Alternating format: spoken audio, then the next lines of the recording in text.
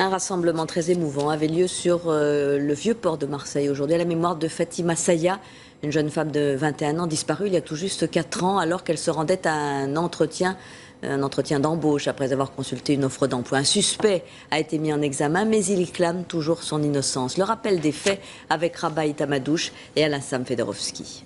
C'est devenu leur rituel annuel. À chaque date anniversaire de sa disparition, les amis, les proches de Fatima Saya se réunissent pour qu'elle ne soit pas oubliée. Manon était sa copine de lycée. Pour elle, 4 ans après, l'espoir demeure. La veille, j'étais avec elle en cours en train de me prendre un fou rire. Et le lendemain, j'apprends sur Internet qu'elle a disparu. Donc bien sûr, c'est toujours choquant. Il faut garder espoir jusqu'au bout. De toute façon, on saura un jour la vérité, c'est sûr.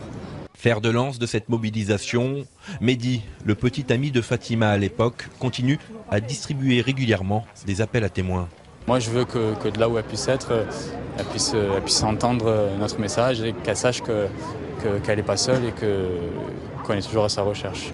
Le 7 mai 2008, à 15 h, Mehdi dépose Fatima, alors âgée de 21 ans, à la sortie du métro Malpasset.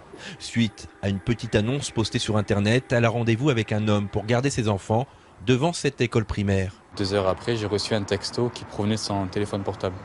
Donc dans le message, elle expliquait qu'elle avait retrouvé une ancienne copine et qu'elle serait de retour que le week-end. Tout de suite, ça m'a semblé bizarre.